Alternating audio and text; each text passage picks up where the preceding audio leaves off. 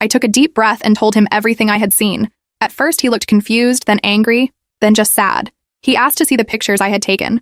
As he looked at them, his face got redder and redder. He asked me if I was absolutely sure about what I had seen. I told him I was. It looked exactly like the one the necklace came in, and Sarah had been acting so suspiciously. My dad was quiet for a long moment. Then he said we needed to go home and talk to Sarah. I was scared, but I agreed. We drove to their house in silence. Got there, Sarah was already home. She looked surprised to see us both, especially me. She started to say something about me not being welcome, but my dad cut her off. He asked her very calmly where she had been that afternoon. Sarah said she had been running errands. My dad nodded and then asked her if she had met anyone while she was out. Sarah hesitated for a second before saying no. That's when my dad brought out his phone and showed her the pictures I had taken. The color drained from Sarah's face. What followed was the most intense conversation I've ever been part of. My dad asked Sarah over and over to explain what was in the pictures. Sarah tried to deflect, saying I must have photoshopped them or that it wasn't what it looked like. But my dad wasn't having it. He kept pushing, asking who the man was, what was in the box, why she had lied about meeting someone. With each question, Sarah got more and more flustered.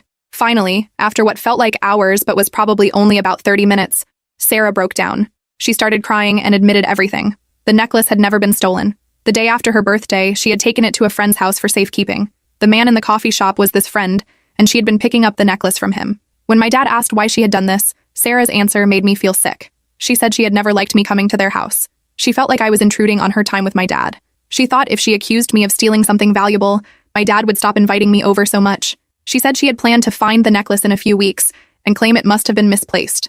She never expected things to go this far or for my dad to get so upset. My dad was furious. I had never seen him so angry. He told Sarah that what she had done was inexcusable. He said she had not only hurt me but had made him doubt his own daughter. Sarah tried to apologize to me, but I couldn't even look at her. I was so hurt and angry. All the stress and pain of the last few weeks came rushing back, and I started crying again. My dad told Sarah to go and get the necklace from her friend immediately, still crying. While she was gone, my dad hugged me and apologized over and over for not believing me completely. He said he should have trusted me and that he had let me down. When Sarah came back with the necklace, my dad took it from her and put it in his pocket. He told her that her behavior was unacceptable and that he needed time to think about their relationship. He then turned to me and said I could come and stay at the house whenever I wanted, for as long as I wanted, but I was too hurt. I told him I needed some time and space. I left their house feeling a mix of emotions. I was relieved that the truth had finally come out, but I was also deeply hurt. The fact that Sarah had deliberately tried to drive a wedge between me and my dad was hard to process. Over the next few days, I got a lot of calls and messages. My dad called multiple times to check on me and to apologize again. He told me that he and Sarah were going to start couples counseling, but he understood if I didn't want to be around her for a while. Sarah tried to call and message me too, but I wasn't ready to talk to her. Her messages were full of apologies and explanations, but they all felt hollow to me. My mom was furious when I told her what had happened. She wanted to confront Sarah herself, but I asked her not to.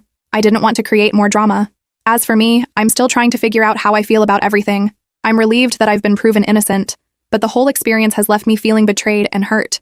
I used to split my time between my mom's house and my dad's, but for now, I'm staying with my mom full-time. My dad says I'm welcome anytime, but of being in that house, around Sarah, makes me uncomfortable. I'm angry at Sarah, of course. What she did was cruel and manipulative, but I'm also angry at my dad for not believing me completely from the start. I know he was in a difficult position, but I'm his daughter. I feel like he should have trusted me more. I'm also struggling with feelings of guilt.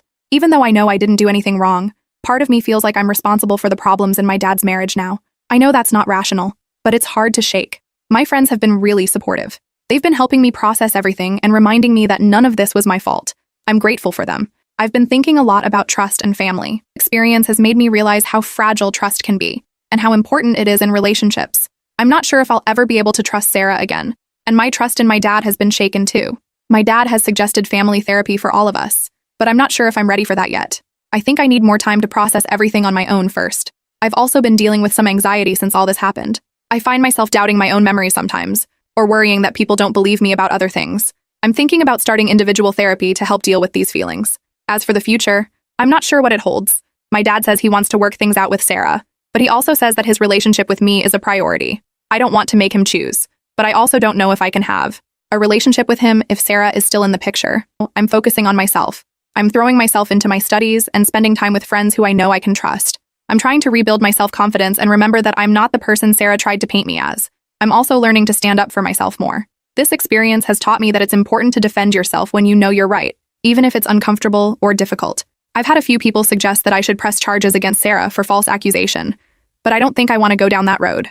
As hurt as I am, I don't think involving the legal system would make me feel any better. He has been asking when I'll come back to stay at the house, but I'm not ready yet. I've told him I need more time and space. He seems to understand, but I can tell he's hurt too. I'm also dealing with the reactions of extended family and family friends.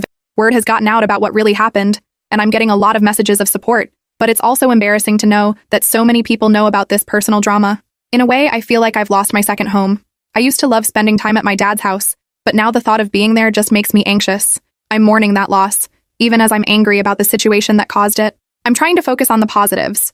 The truth came out, I was vindicated, and I learned some important lessons about standing up for myself. But it's hard not to dwell on the negatives, too. I'm not sure what the long-term effects of all this will be on my relationship with my dad. I love him, and I know he loves me. It has definitely created a rift between us. I hope we can repair it over time. As for Sarah, I honestly don't know if I'll ever be able to forgive her. What she did wasn't just a mistake or a misunderstanding. It was a deliberate attempt to hurt me and damage my relationship with my dad. That's not something I can easily get past. So that's where things stand now. The necklace has been found. The truth has come out. But the fallout is still ongoing. I'm taking things one day at a time and trying to focus on healing. Thank you to everyone who supported me in my original post. Your kind words and advice meant a lot to me during a really difficult time. I'll post another update if anything significant changes.